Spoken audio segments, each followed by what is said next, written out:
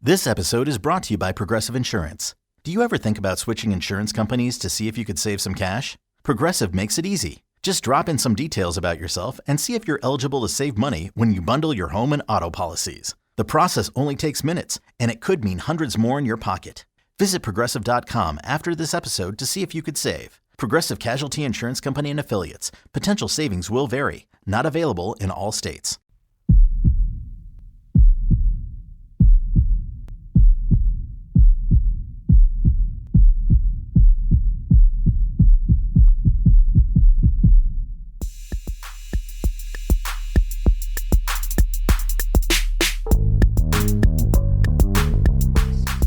Hi, welcome to Crime Clueless. We're your hosts. I'm Jenna. And I'm Laura. We are back for part 2 on our case coverage of Rose Burkert and Roger Atkison. If you haven't listened to part 1, go listen to that first and then come back and join us for part 2. Or if you've already listened to part 1, thank you for coming back to hear how this ends. Yeah, let's jump right into it. Let's move into the investigation. And with a scene like that, how do you even start that investigation? It seems so overwhelming. Investigators started with 400 interviews and this list of suspects that somehow just kept getting longer instead of shorter. Once law enforcement descended within hours, this had become one of the largest criminal investigations Iowa County had ever seen. The Iowa Division of Criminal Investigation, which is the DCI, took the lead. They worked alongside the Iowa County Sheriff's Office, and eventually the FBI joined in. DCI supervisor at the time was Tim McDonald, and he coordinated the early response. By Tuesday, September 16th, 4 days after this happened, they are sending teletypes to law enforcement agencies across the country asking one question, which I think is really smart that they did that because a lot of times you don't see them reaching out to other law enforcement agencies. The question that they asked was, have you ever seen anything like this before? Yeah, and I think that kind of tells too that they also maybe didn't think it was a simple domestic situation, even from the beginning. I mean, if they're looking nationwide for anything that's similar, maybe they think it's a bigger thing. Maybe they're thinking it's something bigger than just a revenge case or something like that. Right. And at the very least, something stranger than anything they'd ever seen. The crime scene, the chairs, the soap, the toothpaste, the mirror, it gave them pause. It didn't fit neatly in any box when you add that with the overkill. On the ground in Iowa, investigators began the massive task of questioning everyone who was anywhere near the hotel on the night of September 12th. Now, when I say everyone, there were approximately 400 people between hotel guests, convention attendees, the Holiday Inn employees, people at the bar, people in the restaurant, people in the parking lot, 400 interviews. And in 1980, that's all done by hand. I mean, notebooks, tape recorders, the whole thing. And it's so unbelievable that out of 400 people, nobody saw or heard anything. That's just wild. Nobody came forward, which is either a testament on how quietly this crime was committed or a sign that whoever did it somehow blended into the crowd. You have this hotel full of strangers. They don't know each other, even though they're in the same job, the same industry. They don't know each other. So if you see someone walking down a hallway at midnight, you probably don't even look up or make a note of it. You hear a door close, you just roll over and go back to sleep. The anonymity of a hotel is what made it this perfect meeting place for Rose and Roger, but also what kind of made it this perfect place for a murder. Now, investigators quickly zeroed in on the idea that it was a crime of passion because of the overkill. They felt like there was this personal nature of the attack. The fact that money was taken, but they really didn't believe it was about robbery. So again, that lends the idea to this crime of passion. Iowa County Sheriff James Slockett would later tell reporters that he was convinced the motive was revenge, that somebody wanted Rose and Roger dead, or at least one of them, and the other was collateral, or that they were both equally targeted, which brings us to the question that was driving the investigation. Who are the suspects? Yeah, and from the things that we've talked about, seems like there could be a lot with Roger's affairs and all of that. Plus, I don't know. Seems like there's a lot of people that could be. Yeah, it was not a short list. Suspect number 1 was Danny, and we've talked about him already a little bit. We know he was Rose's ex-boyfriend. They had been living together, and Rose is the one that ended the relationship and also had him move out of her home because he had a substance abuse problem. And whatever Danny was before the breakup, he became so much more dangerous after. Like we talked about, he was stalking Rose, and it wasn't casually. I mean, this is 1980, there are no text messages. Danny was sitting in a van outside her home, outside her workplace, around the clock, parked there, and just watching.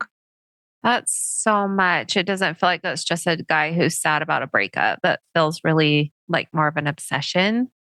Someone who's made watching her his full-time job. And it didn't even stop with watching her. Rose would come out to her car and find threatening notes on her windshield. We don't know exactly what those notes said. They haven't made the ones that they have found public, but they were alarming enough that Rose was actually in the process of making plans to move and change jobs just to get away from them. She was preparing to uproot her entire life and her daughter's life just to try to get away from this man. And like we mentioned, she had filed the complaint with the sheriff's department and told them on the record, if anything happened, Danny was responsible, especially with what happened with the dog. And then weeks later, Rose is at this hotel 4 hours away and is murdered. So Danny was right there in the forefront. Yeah, of course. When we first talked about Danny, I felt like, oh, it's got to be him. The way that he was acting, her report that she made, the stuff with the dog, it just feels like someone who would follow her and do something like this. Right. It makes sense on paper and at the emotional level. Investigators clearly thought so too, because Danny was investigated thoroughly, but he had an alibi. The specific details of the alibi have never been made public, which is a little bit frustrating. Obviously, the strength of the alibi depends entirely on the details. Who confirmed it? Where was he? How airtight was the alibi itself? And we don't know any of that. All we know is that law enforcement considered it solid enough to move him down the list. On top of that, Danny also consented to and passed a polygraph. Yeah, we know that polygraphs are notoriously unreliable. People can beat them all the time. That's why they're not able to be used in court and things like that. People can beat them. You're absolutely right. Exactly. Not admissible in court. But in 1980, law enforcement put significant weight on them. A past polygraph combined with an alibi was enough to shift the investigation's focus elsewhere. And also, if he didn't do it, I am glad that they didn't have tunnel vision on him, because we do see that too, where they still try to make that one suspect fit, even though there are others that could be the person that did it. Yeah. There's one more thing that complicates Danny as the suspect. The crime scene with the chairs pulled up to the bed, the sense that the killer was let into the room. If Danny showed up at room 260 in the middle of the night, they are not opening the door. They're not letting him in. They're not having a casual conversation with him, Yeah, absolutely. And I kind of feel like, it feels like someone followed Rose into the room. That is possible. If she had gone down to the bar and as she came back up, someone was in the hall waiting, they could have followed her in, especially since she was fully dressed. So that could be a thing with him. If it was Danny, he was there, had been stalking her in the hotel, was waiting around a corner, followed her in. Because, of course, they're not going to let him in. They know what he is, what he's about. They're not going to let him in. But if he followed her into the room, I don't know, maybe he was being aggressive, set up the chairs that way and was like threatening them. Could be something like that too. I don't know. Well, and I think your point of someone following her in the room is a great point, because I don't know who you're letting in the room that late, especially if they're holding an axe. And he's in his underwear. Like, right. Why are you letting anybody in the room? I feel like that's got to be what it was. Someone was there, whether they knew them or not, hiding, and followed her in as she came back up from the bar. Yeah. Picture a hotel hallway. A lot of times you have cutouts where the doors are for maybe 2 rooms. Someone could have been right there waiting for her to come back, where she wouldn't see them. Maybe they spotted her and then, like you said, pushed their way in. And maybe think about those chairs. If he does have an axe, he's threatening them. I'm going to sit here and we're going to talk about this. You guys sit on the bed. He's just lounging as he's threatening them here, holding them hostage with this axe. Yeah. That could make sense for the chairs and having their feet up and stuff like that. I don't know. For really anybody who did it. Danny, yes, but also anybody too. Yeah. Totally. That could be the reason for the chairs, because that detail just doesn't make sense, really. Agreed. I don't know. Now, the next suspect that was at the top of their list is more rumor and community speculation than a formal investigative lead, but it's been persistent enough over the decades that we'll talk about her next. Roger's wife, Marcella. She has been the subject of theories since the beginning, and the logic is straightforward. She's Roger's wife. Roger's having an affair. He's going away with this woman for a weekend getaway. She probably would have liked to go away with him as opposed to being at home watching the house and kids and everything like that. Yeah. That's who I first thought when that was my very first thought when we started talking about this too, was this the wife. And we know axe murders can be very brutal for women too, because we saw Betty Gore. Yeah. And that was because of an affair. And yeah. There is one detail that has really helped fuel this theory for years. Roger's brother, Larry, told investigators that Marcella came to his house the day before the murder, Friday, September 12th, which was the same day that Rose and Roger went away. He said she was crying and visibly upset, and she didn't explain why. That's really interesting. Just the day before. So maybe she just found out about the affair, or she knew that something was going on, or had her suspicions if her husband's going away for a weekend when his job doesn't really call for that. Right. I do wonder what he told her about why he was going away. Yeah, I was thinking about that too, because your job for what? He was a phone repair guy. It doesn't usually take you out of town for the weekend. No. Unless you're lying and saying there's this big job that has to be done and it's a 4-hour drive away, so I have to spend the night. I'll be back tomorrow. Yeah. But people have suggested that if Marcella had discovered the trip, maybe overheard a phone call or noticed Roger packing a bag with things he wouldn't exactly need, that could explain it. And then they take that to the next level, that if she knew where they were headed, then she could be involved. Marcella has consistently denied any involvement. She also said that she had no idea that Roger was having an affair with Rose. Her words to reporters were essentially, "It surprised me when I found out. I didn't know this girl. I didn't even know she existed." And years later, her uncle Charles confessed to a string of murders, which is a crazy side rabbit hole. Marcella herself walked into a police station and asked investigators to look into whether her uncle, whose name was Charles Hatcher, could have killed Roger and Rose. Yeah, that doesn't sound like something a guilty person would do. You don't really voluntarily reopen an investigation that might circle back to you. Totally. That's either really genuine advocacy or a really bold bluff in true crime history. Yeah.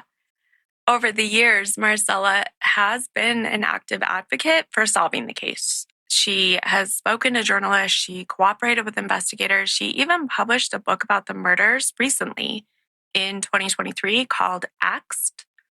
None of that is proof of innocence. We've seen guilty people who insert themselves into investigations before. But the sustained, decades-long commitment to finding the killer does give me pause. I don't actually think she was involved in it. So the wife theory is more built on a community whisper than something with real investigative weight behind it, probably. Right. Now let's talk about someone whose behavior after the murders practically screams guilt and whose motive does remain a big question mark. We talked about it briefly on the night of the murder. Rose had some kind of argument or confrontation with the bartender working the Holiday Inn lounge. And like we mentioned, the specifics of it haven't been disclosed publicly. So we don't know what triggered it. We don't know how heated it got. We don't know whether Roger was present for it. But after the murders were discovered, the bartender vanished. He didn't just quit. He left without picking up his last paycheck, which in 1980, that's a physical check that a lot of times you have to walk in and collect. He didn't bother. His truck was found abandoned in Iowa City, about 22 miles east of the hotel. And then he enlisted in the Army. He dropped out of civilian life entirely and essentially disappeared into the armed forces. Okay. That's really interesting. Isn't that wild? Yeah. So he has this argument with the murder victim the night she's killed, and he's there. We know he's there. And then he knows her room. Disappears. Too, I'm sure. Yeah. Oh, yeah. Yeah. I would be interested to know what that confrontation was about. Me too. The bartender theory has some things going for it that the other personal motive suspects don't. We know he was already there. We know he probably knew her room number and would have a way to access it. Hotel employees can see the register. They see guests coming and going. And most critically, if the bartender knocked on the door of room 260 that night, maybe under the pretense of apologizing for the argument, Rose would probably open the door. He's not a threatening ex-boyfriend. He's not a stranger from the parking lot. He's someone she had interacted with. She might have let him in. Roger might not have felt threatened. Maybe he brought 3 drinks and came in to sit down and have a conversation. Yeah. So interesting. And that gives him kind of an escape too, because being an employee, he may have had more access to places in the hotel that other people wouldn't. He could have, if he had an axe in his car, that could explain where it came from. Totally. Very interesting. Now, the problem with the bartender theory has always been motive. What kind of argument could they have had that would escalate to a double axe murder a couple hours later? People get into it at hotel bars every night of the week. The leap from this verbal confrontation or exchange to walking upstairs with a hatchet is enormous. Unless there's something about the confrontation we don't know that's much more significant, but the motive seems wild. Unless he's in hiding serial killer. True. Working in the middle of nowhere, looking for victims. Who knows? Right. I go get bartender jobs at different hotels all over. Yeah. There you go. That's a scary movie. Yeah. Yeah. The idea that the killer didn't need a personal motive, that the killing itself was the point, is exactly what a very famous investigator proposed decades later. And this leads back to Marcella. Charles Ray Hatcher. So we mentioned he's Marcella's uncle. He was a confessed serial killer who admitted to as many as 16 murders over several decades. Wow. His victims, though, were primarily children and young men, which is awful. Vulnerable targets that he could overpower. He was impulsive, he was brutal, and through marriage related to Roger. At the time of the murders, Hatcher had recently escaped from a Nebraska mental health center, and he was in the wind, unaccounted for. A known killer on the loose, while his nephew by marriage was killed in this hotel room, who had been cheating on this guy's niece. Yeah, that is terrifying. And when you mentioned him before, I kind of thought, it could be that, because if she had found out and she's telling her mom, who's then talking to other people, who's telling him, he finds out, he's still protective of her. I mean, it makes sense. Oh, yeah. He was ruled out by investigators after they spent a long time looking into it. And the primary reason was that the murders didn't match his behavioral pattern. It's like we said, he targeted younger people. The double murder of 2 adults in a hotel room, one of whom fought back violently, doesn't fit. The MO is wrong. The victimology is wrong. But if you have a personal motive for this one, I could still see it being part of it. So did Roger know about his history at this time? I believe that he knew some. I don't think they knew the full extent until later. So I was like, maybe if he had followed them, he was upset for Marcella, followed them, shows up at their hotel room, knocks on the door. Hey, I was in town. I saw you guys in the parking lot. They let him in. He loses it. Yeah. I mean, it could be that personal motive. He's a serial killer. Yeah. He was arrested for other crimes and convicted, and he completed suicide in prison in 1984. So if he had any involvement, he took it to the grave. But investigators don't believe that he actually had involvement, but I do think it's a really compelling theory.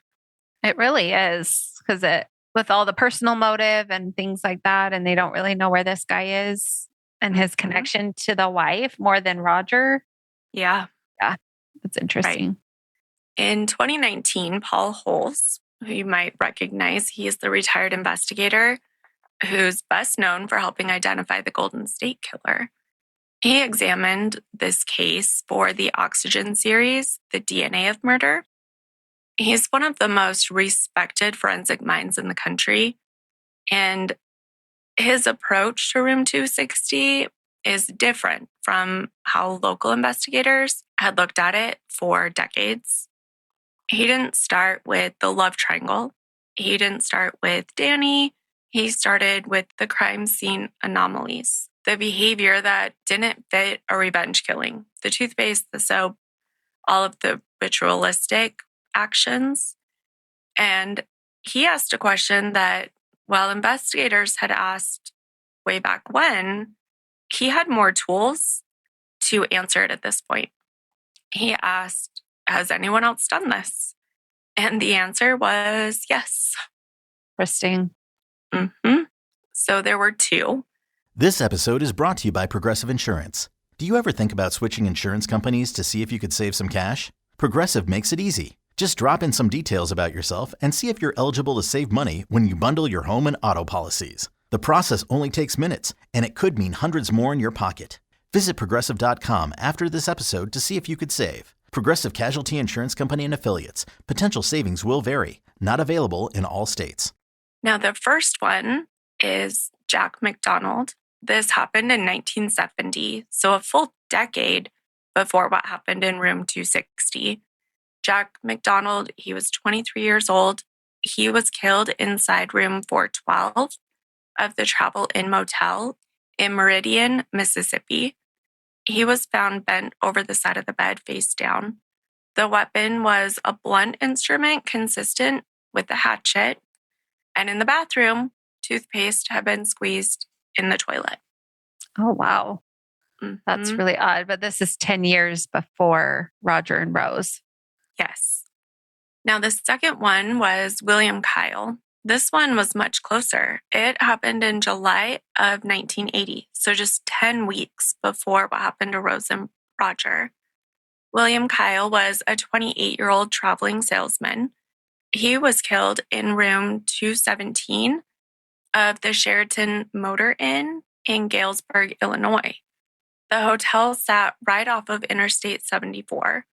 Kyle was killed with a hatchet, and toothpaste had been squirted in the bathtub. Multiple witnesses placed a man at the Sheraton that evening. His name is Raimundo Esparza. He was unhoused and had a substance abuse disorder with heroin. He was reportedly carrying a bag full of tools. Police strongly suspected him, but the evidence was entirely circumstantial. He was never charged, and he died in 1983. That's really interesting. So 3 hotel murders, all of them were highway adjacent motels. Is that right? Mm-hmm. So 1 in Mississippi, 1 in Illinois, 1 in Iowa. But the thing is, the toothpaste squeezed over things. That's really interesting. Right. Also, the hatchet in hotel rooms. Yeah, just a lot of similarities. Yeah. And when you think about it, I bet a lot of the hotel rooms at this convention probably had just one person in them, which the traveling salesman, our first one, was just one person, could have thought there was just one person in this room. The details actually go even deeper. Because these crimes happened in different jurisdictions with different police departments, there was no shared database. They really didn't have a reason to connect them. And even with the police department in Iowa sending out those notes to other police agencies, right now there are 18,000 different law enforcement agencies around the country. I don't think there's a way to send it out to every single one of them. Yeah. Paul Holes looked at this constellation and said, this is not a coincidence. This is a behavioral signature. The toothpaste isn't random. It's the killer's calling card. Something compulsive that they do at every scene because it fulfills some internal psychological need. And if you follow that signature, it maps a path across the American highway system. So his theory is more that Rose and Roger weren't killed because of who they were, more of like where they were, I guess. Mm-hmm. Like a highway motel, an accessible room, someone who was already moving through those spaces, hunting maybe for their next victim. Exactly. And if that's true, then it reframes everything. You know, the chairs by the bed, maybe the killer posed as a hotel employee or a maintenance worker, someone with a plausible reason to knock on the door late and be let in. The overkill, not from rage or personal betrayal, but the frenzy of a compulsive violent offender. And the soap message, not a personal communication to Rose or Roger, but a signature. Something the killer did for himself, the way a graffiti artist tags a wall. And with that, saying that he could have posed as a hotel employee, maybe they weren't letting him in. Maybe he was like, said he was bringing towels or something, and then forced his way in when Rose opened the door. And maybe she got up and put on some clothes to go open the door too. Which would explain still being fully dressed. Yeah. You could also plausibly, if you were bringing pillows or something, hide that weapon in there so you're not walking around just holding it. Yeah, or bedding or something, like saying like the comforter, something bigger and bulky, you could carry it in. Then you could carry it out easier too if you dropped that by the door and then wrapped it in it to take it away. Right. That would be way less conspicuous than carrying a bloody axe down the hall. Exactly. Because that's the other thing. Like, how do you get out of there without being seen? But And that's the one compelling part of the bartender theory is that he would have access where he's not just walking down the hall. Yeah. I would love to know where on the floor this room was. Like if it was at the end of the hallway. Like a stairwell or something. Right. Or like right across from the elevator. Like one no one wants to stay in because it's loud all night long. Yeah. Maybe that's why it happened in that room compared to any other room. Interesting. Paul Holes proposed a way to potentially solve the question. He suggested that they exhume Esparza's body and compare his DNA to evidence recovered from the scenes. Investigators had found a bloody towel in the bathroom, and it contained unidentified male DNA. If that DNA matches Esparza, that would solve the case. And if it doesn't, maybe it would point to someone else entirely, someone who's never been on anyone's radar. The Iowa County Sheriff's Office reportedly expressed interest in doing an exhumation, but it is unclear if that has happened or is scheduled to happen. That's interesting that they had DNA evidence. It gives us some hope that maybe they can solve it. I do wonder why they haven't tested it yet, or if they have tested it recently and just doesn't match anyone in the database. Yeah. Because for even Charles Hatcher, Marcella's uncle, or Esparza, both of them passed away in the 80s. Yeah. They probably don't have DNA on record. Yeah, probably not. There are signs, very recent signs, that something may be finally moving, but that's its own conversation. It's really interesting. It's really interesting with the personal feel of it, but also the random weird, like the toothpaste and the soap stuff. It just feels disconnected there. Maybe like both theories can be true. The attack feels personal, but actually is random. I don't know. All the details from this crime scene feel so bizarre. Yes. But like the investigator said, it feels like a revenge killing, the overkill and all of that. Like it just doesn't make sense. It's so disconnected there between the actual killing and the things that they found at the crime scene. It's very bizarre. Totally. And that is what you said, why the Charles Hatcher theory makes a lot of sense, because you have the personal and also the serial killer with ritualistic tendencies. Yes. But for those things to match those two other crime scenes is also really compelling. Yeah. And I don't know how you put all of these parts of it together into one theory. Yeah. They don't fit like bits neatly. And pieces from all of them. Yeah, exactly. The only other thing I could see is if that bartender was like a serial killer and he was upset because of their fight or argument, confrontation or whatever in the bar. That was the revenge part. For some reason, this confrontation led to that kind of behavior. Right. Then be the serial killer who leaves the weird other things behind too. I don't know. It's just really interesting. Yeah, there is the possibility that the bartender was working there because he did do crimes at different places he worked. Maybe that's he was moving hotels. Disappear after, right? I don't know. Interesting. All of that is why 45 years later, and also hundreds of interviews, 3 different law enforcement agencies, no one has ever been arrested for what happened. It doesn't sound like they've ever named a specific suspect. The evidence kind of fights with itself. You've got the personal, but also the other side that we just talked about. And they just kind of sit side by side, and nobody's ever been able to untangle them and have a really clear answer. After September 1980, the case of Rose and Roger went quiet. Not all at once. There were follow-ups, there were interviews.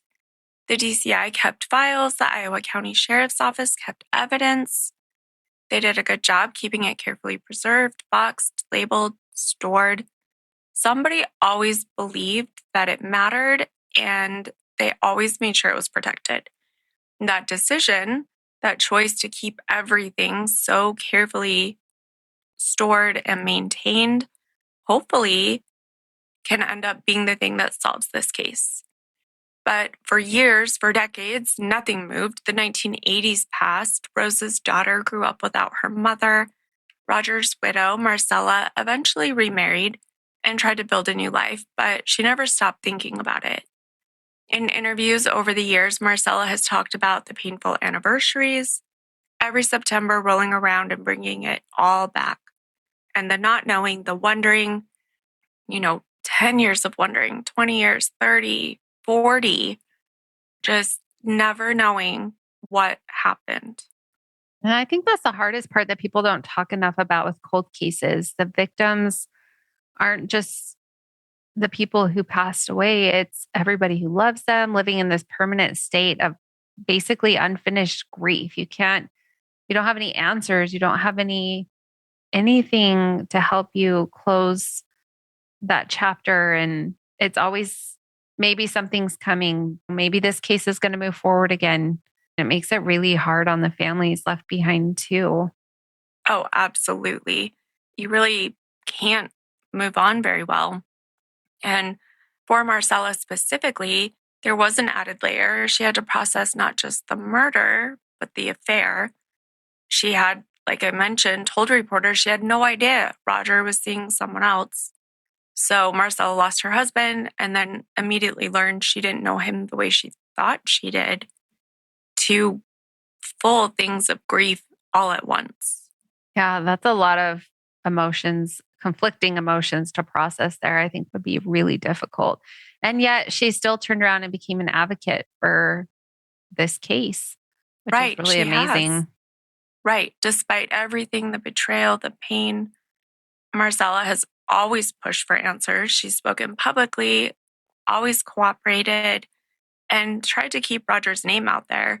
And I mentioned in 2023, she published the book about the case, Axed, the 1980 Amana, Iowa axe murders. She wants the truth, even if the truth includes parts of Roger's life that hurt her. Yeah, and that's definitely a kind of strength that very few people have. Agreed. And she's not the only one who kept pushing, because in 2015, something shifted. The Iowa County Sheriff's Office had a relatively new sheriff, a man named Rob Rotter. And here's the thing about Rob. He was 12 years old when Rose and Roger were murdered. He had grown up in the area. He remembered when it happened. He remembered the shockwaves that went through the community. The fear, the unease, the fact that nobody felt safe for a while after that. In his own words, there was probably no bigger news story in the area at that time. So when Rob became sheriff, he inherited a cold case that had been cold for 35 years. And a lot of sheriffs in that position might have left it on the shelf. The original investigators were either retired at that point, some had passed away. Rob didn't leave it on a shelf. He decided to re-examine every piece of evidence that had been preserved at the sheriff's office since 1980, box by box, item by item, everything. Interesting. Did he find anything new as he went back through everything? He found something. He found a new piece of evidence. The specifics of what have not been made public. Investigators are holding that close, which is actually a good sign. When law enforcement won't talk about what they found, it often means they think it's actionable. You don't protect information that doesn't matter. On top of that, Rob authorized touch DNA testing on items from the crime scene. And if you're not familiar with it, touch DNA is a technique that can analyze skin cells left on an object. Cells deposited by someone simply handling something, like a door handle or a chair, maybe a bar of soap. The technology did not exist in 1980 and it barely existed in 2000. But by 2015, it was viable. And suddenly, evidence that had been sitting in boxes for 35 years had the potential to help speak up in this case. Okay, please tell me that they tested the soap and the toothpaste container. Right. I really hope that they still had the toothpaste container because that seems The toothpaste really tube. important. The toothpaste tube. Right. It's like, what is the word?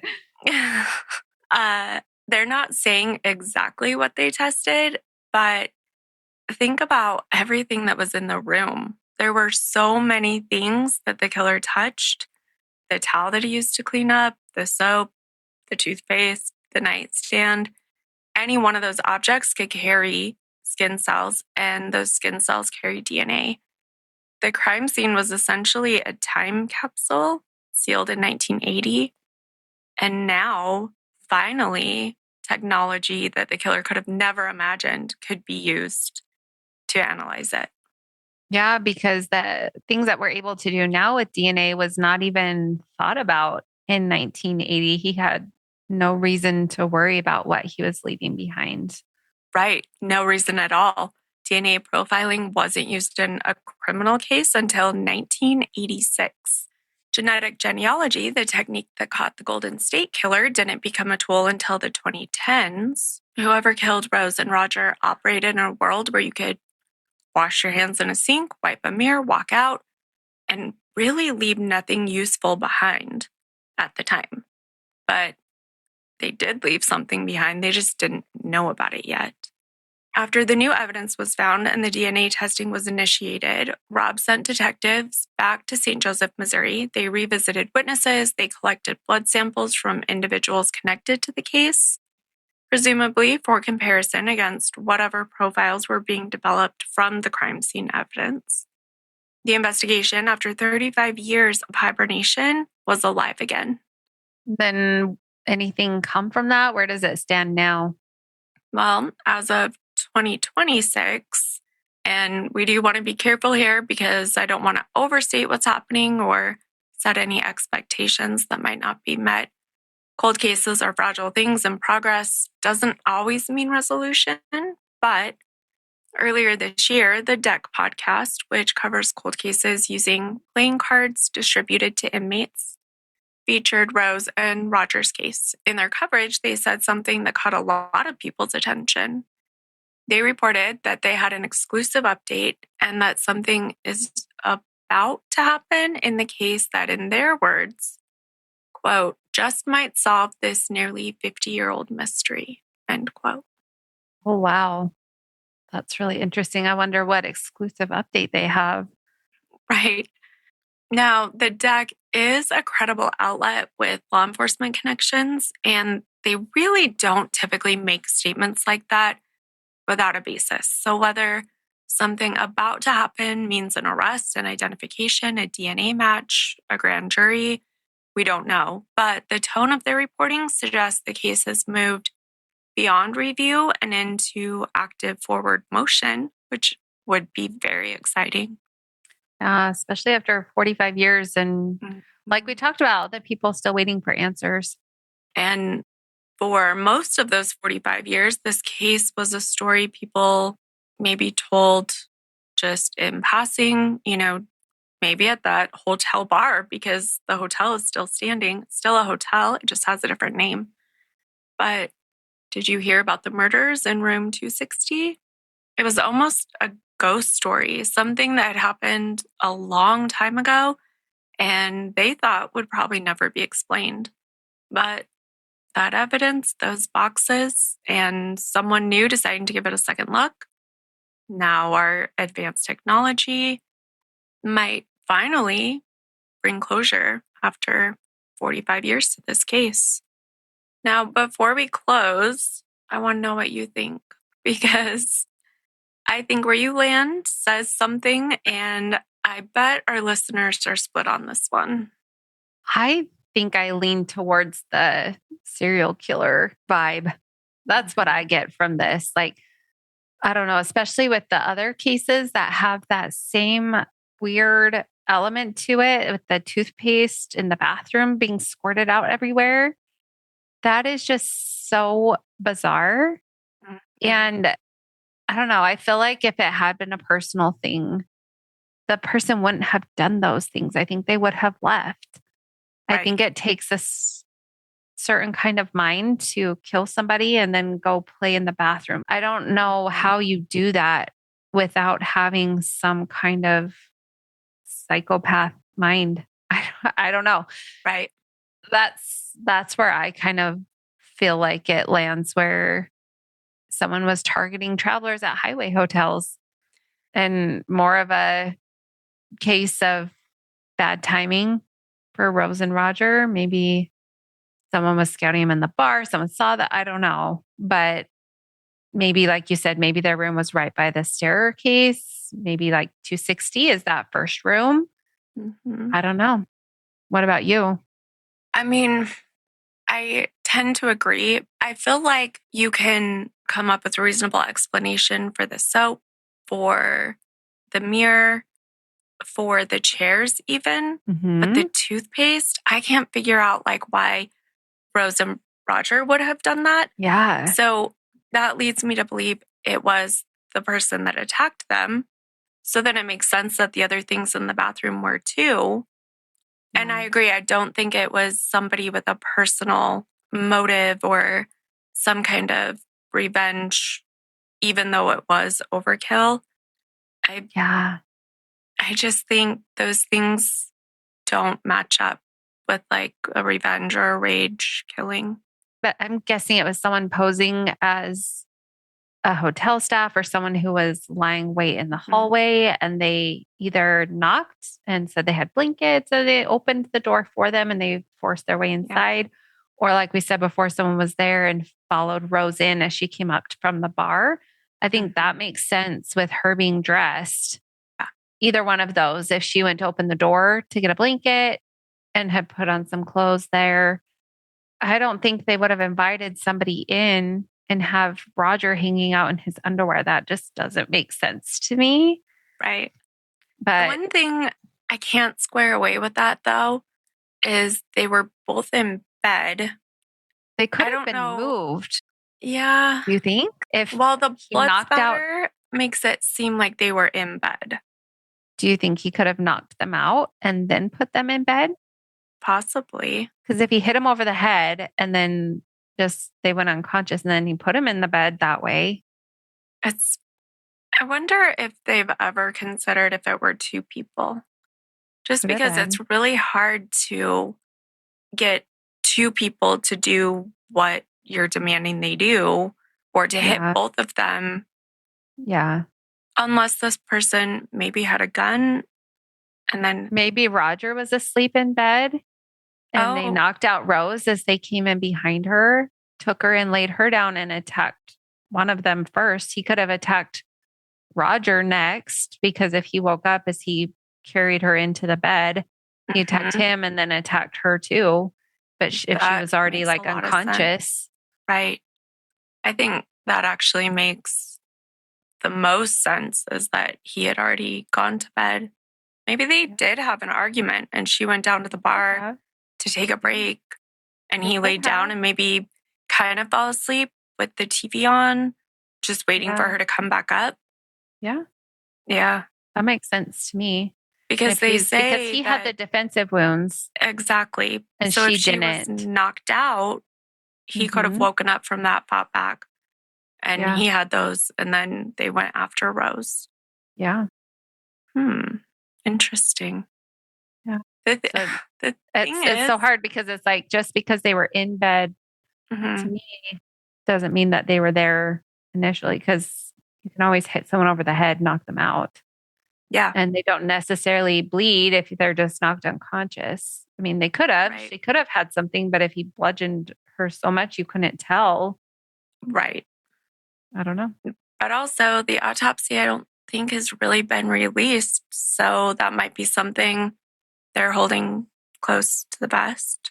Yeah. He walked in behind her and shoved her into something as she hit her head and went unconscious. Then he moved her to the bed. Yeah. I don't know. The thing is, if they do find out who did it, still doesn't tell the story of what happened in there. No. A lot of the people they're looking at are not alive anymore. Yeah. And after 45 years, at best, I would think they're already 65 or older. Yeah. Yeah. I don't know. It's interesting. Yeah. This one really is confusing. It's so puzzling, baffling. Yeah. And if he knocked out Rose, that would make more sense as why people wouldn't hear screaming. Because you would think if he was awake, one of them was awake while they were doing that, attacking the other one, I feel like you would scream out. Oh, yeah. But if Roger's just like fighting back and she's unconscious, maybe you wouldn't hear screaming. Maybe you wouldn't be screaming. I don't know. Right. But it was fast. Yeah. There's so many parts that are hard to explain, but I do think that makes sense for a lot of the things that don't add up. He could have come in behind her and put something over her head. Oh, yeah. And made her pass out. Could have strangled her. Yeah. I don't know. And I don't know what you would see as evidence for that with everything with the axe. If he just made her pass out and then moved her out of the way, if they're like in the entryway, move her more into the room. Probably a fairly small room. Reading too many detective books lately. That's good. Then you've got good theories for us on these unsolved ones. Yes.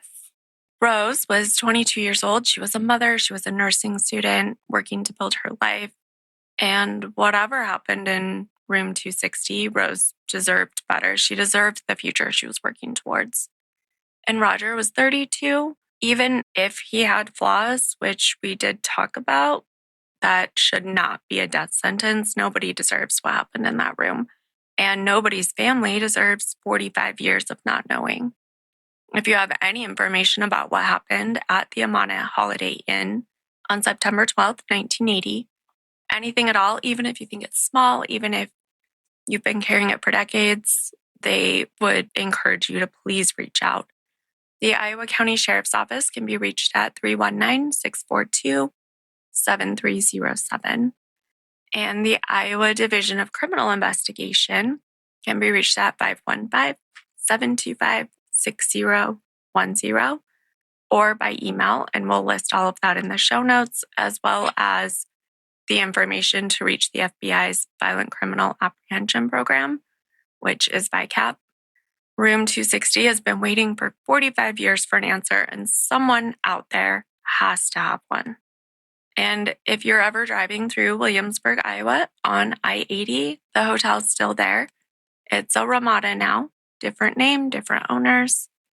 But room 260 is still room 260.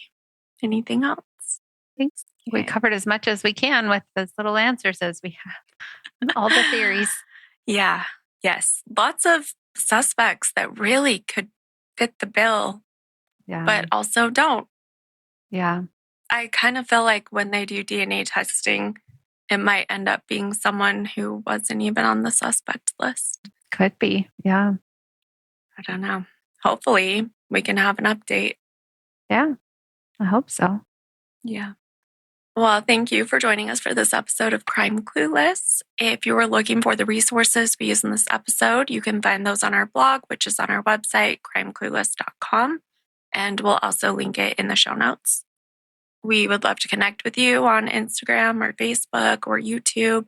Just search for @CrimeClueless. We'd love to hear your thoughts on this case and any theories or feedback. If you have any cases that you would love for us to cover, you can send us an email, crimeclueless@gmail.com. And if you would be so kind, we would be forever grateful if you would give us a rating, either on Apple or Spotify, Audible, or YouTube. It means the world to us, and it really does help us grow our platform and our podcast. You can find Crime Clueless on all streaming platforms, anywhere you listen to podcasts. And as always, remember, refuse to be clueless, careless, or caught off guard. Not today, murders. Bye. Bye, everybody.